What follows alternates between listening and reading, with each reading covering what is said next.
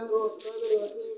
والإيمان والإسلام واحد، لأن الإسلام هو الخضوع والانقياد بما لا قبول الأحكام.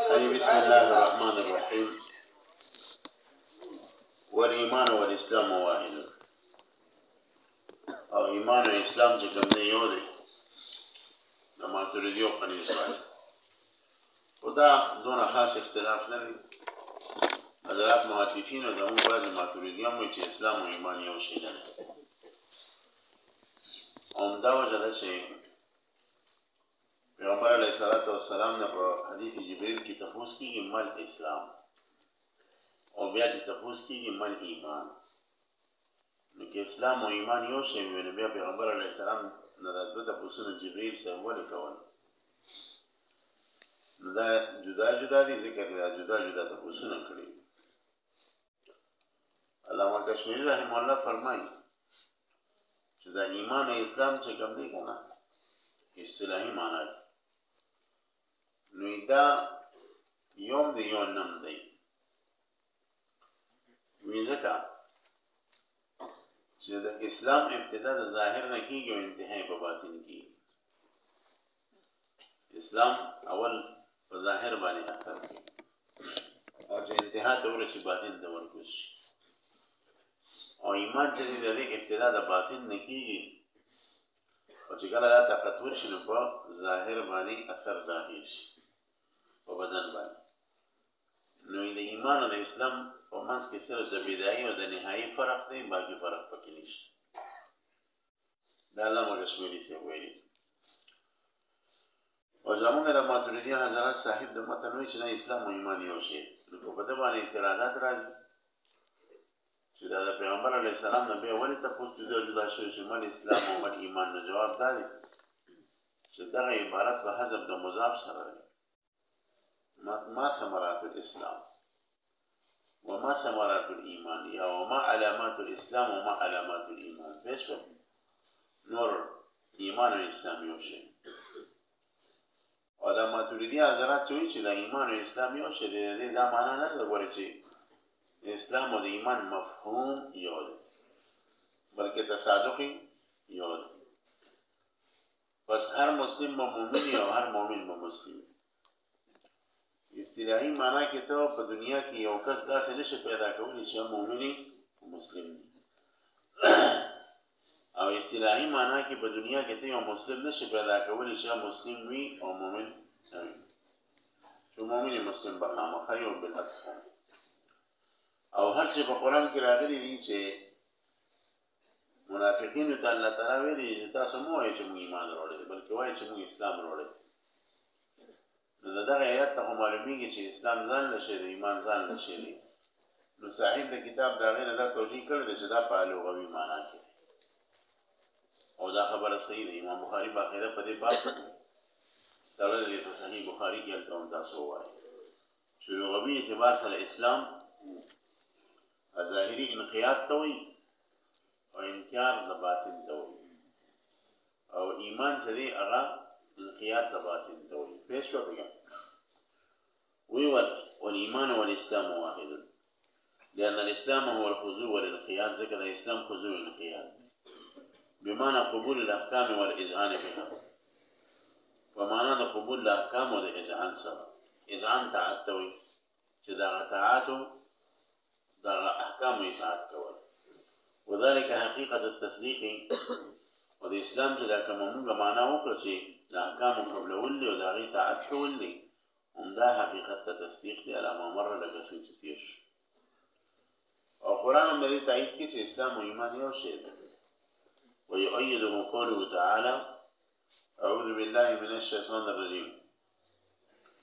قوم لوط علیه السلام مبارک وایي فأخذنا من كان فيها من المؤمنين فما وجدنا فيها غير بيت من المسلمين. نزلت مسلمين ومؤمنين يوشي بدي آيات شروع باسل منغا اغسو چه پدی که ده مؤمنان نو، پس انو منتمون پدی که مگریو کور ده مسلمانان. وبالجملة خلاصة دادا لا يصح في الشر أن يحكم على أحد بأنه مؤمن وليس بمسلم، او مسلم وليس بمؤمن. بخلاصه دا ده چې شرعي لحاظ سره دا حکم ته بالکل نشي لاګو کولی چې یو مؤمن شته او مسلم نه دی یا مسلم شته او مؤمن نه دی. نه، د دواړو په منځ کې ترادف دی چې هغه مؤمن وي هغه مسلم وي او چې کوم مسلم دی هغه به مؤمن وي. مخکې وایي ولا نعني بوحدتهما سوا ذلک، موږ چې وایو چې د اسلام او ایمان یو دی، دې د وحدت نه مراد همدغه دی، علاوه څه نشته. مطلب دا دی چې موږ د مفهوم په لحاظ سره دواړه یو نه ګڼو. وظاهر کلام المشایخ نو همدغه خبرې له تاکید ورکوي. وی زمونږ د متقدمین مشایخ هم دا خبره کوي چې انهم ارادوا عدم تغایرهما بمعنى انه لا ينفك احدهما عن الاخر. چې دا مشایخ چې وایي چې ایمان او اسلام یو شی دی، دې مطلب دا دی چې په خارج کې مؤمن د مسلم نه نشي جدا کېدی او مسلم د مؤمن نه نشي جدا کېدی. للاتحاد بحسب المفهوم، هغه اتحاد مفهومي ته نه دی مراد چې کوم تعریف د ایمان دی هغه تعریف د اسلام هم دی. کما ذکر فی الکفایه، لکه الکفایه من الهدایه. ابل کتاب مالک وروړو دا دغه کتاب یادوي، دلته یو ملګري چاپ کړی، اگر چې دا بغلا چاپ شوی دی خو چاپ شوی دی. کما ذکر فی الکفایه، ځکه چې هغه دا وایي چې دا دلته چاپ شوی دی یا غټه غټه خیري شروع دې کې یو ملګري دا تبیین کلب المفتری چاپ کړو، نظر التقوا والا چا چې په تحقیق کراو کړی، اما بس ټلیفون وی دا څوک دې پیژني مې او زما شاګرد وګورئ شم په هغه کار یې کول نو کړو، زما مسلم نو زما شاګرد نو ما دوی ته وایي چې نه مونږ شو دا ټول نسخې مال ورولې چې کوم یې چاپ کړی. او کدا چې نه کېده د شیخ اکبر قبر لازم هغه مستجاب الدعوات تل د خیرې کوم ابن عربي شه دا شامیان پر داسې په دې خبرو لري یقینا مساعدوي زما او قبر سره دعا کوم چې بس دې غړ کو فرق شي. ابل را دې وکس کوونه کو غټه اداره و یو به خوري راځيات خدا پیژنې مې یاره دې زموږ دې کتابونه چاپ کړی مې او هغه ماته پته چاپ کړی نو دا تاسو پیژنې مې او زموږ مرګره ماته بیا وایي چې زونه خراب سړي سره ته ملګرتیا ولې ساتي، دا خو یو سم سړی او دا غړ غل دی، ته دا ملګرتیا نه توبه وباسه. خدای باندې یقین وکړئ هغوی داسې وایي او دې دلته درز او چاپ کړي په تاسو د غلا راشي نه فرق شي. زه خو نه یم قایل. کما ذکر فی الکفایه، لکه څنګه چې او بعضې ملګري وایي دا باندې راټول چې بیروتي کتابونه ګران دي لکه موږ دلته چاپ کوو. نو اول خو د بیروتي پاڼې ته وګوره، د پاکستاني پاڼې ته وګوره، یو خبره. او دویمه دا چې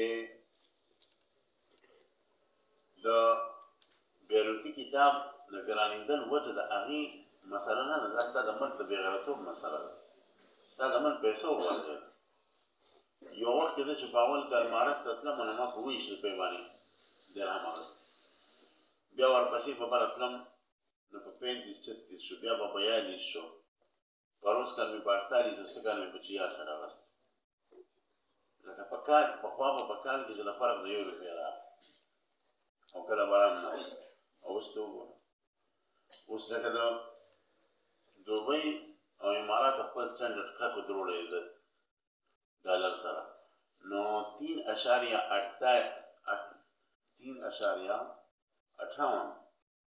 دا درهمه چې دي یعنې 3 درهمه څه د پاسه 3.5 درهمه دا یو ډالر سره برابر دي او زمونږ 245-240 روپۍ برابر دي. لکه سوچ کوه پیسې داسې وي، پیسې تولیدا خو دې ظالمانو د پیسې مخ روان تباه او برباد وي.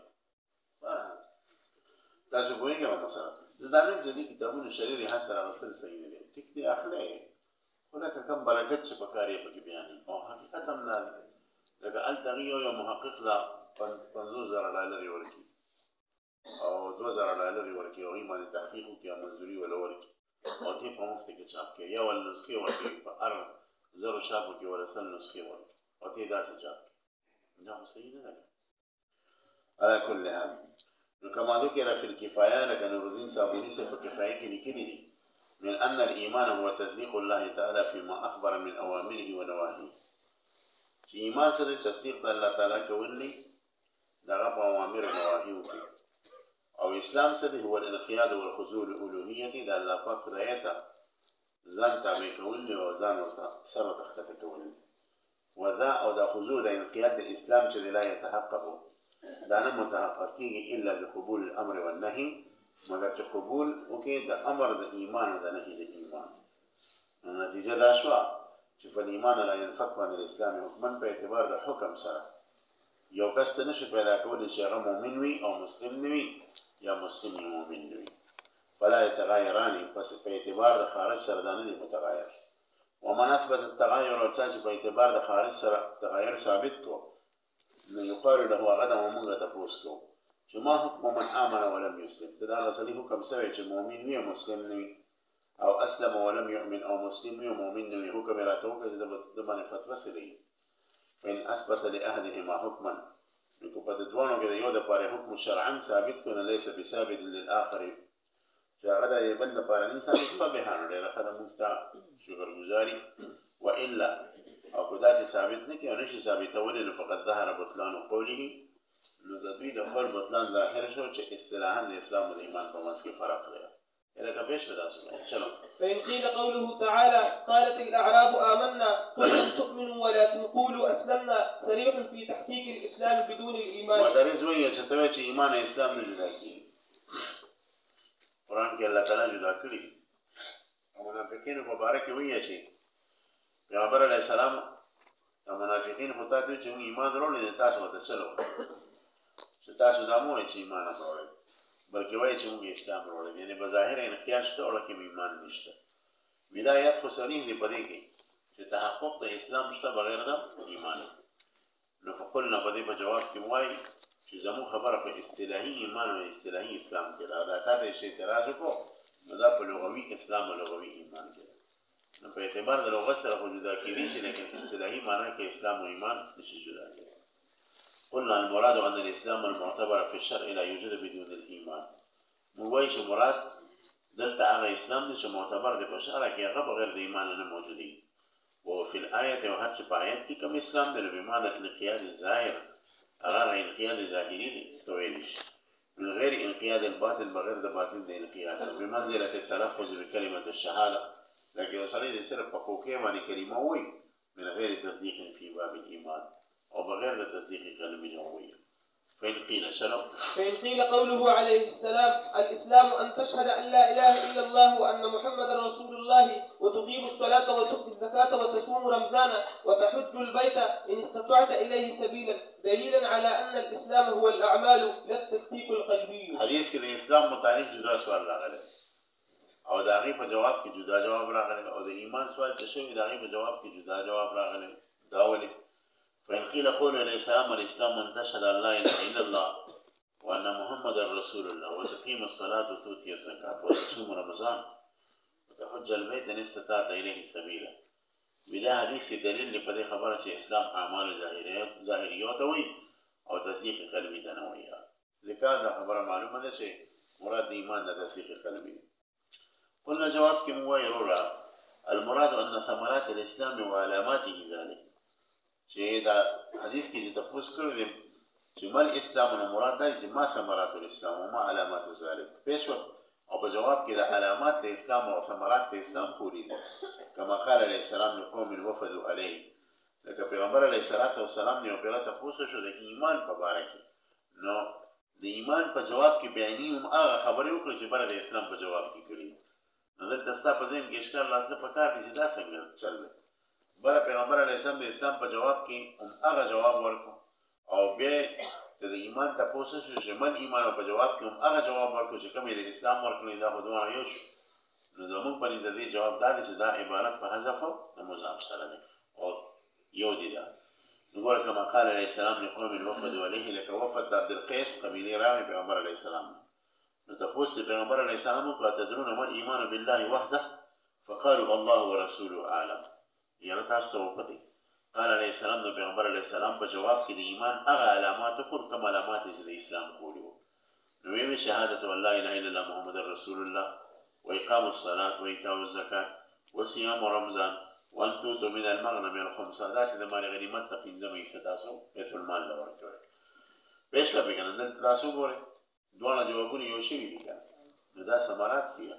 وکما قال علیه السلام الإيمان بضع وسبعون شعبة لك حديث كلا دي إيمان داويان زيادة شعبي دي أحاديث مختلف دي يو كلا دي إيمان سوا دا شبيتون شعبي أو يو كلا دي إيمان سوا دا أويون فصير روايات بك إمام بخاري دانا نقل كل إيمان سوا دا شبيتون دي وهات إيمان سوا دا أويون دي دا أغي حديث سر متعارض ده ذكا عدد يقل عدد أكثر في نقية عدد يقل دا بجيب كي نصف البيب رتين يورو بيب بخبل رانا حلو وكما قال عليه السلام الإيمان بضع وسبعون شعبة أعلاها قول لا إله إلا الله وأدناها إماتة الأذى عن الطريق وصدا فقل ما لا إله إلا الله ويل وفلا سماني تكليف ده سيستي كم دي لري كول نو دا بظاهر اسلام ده پیش په پیغمبر علیه السلام ته ایمان څنګه جوړ کړی معلومه شي چې اسلام او ایمان څه شی دی یو شی دی.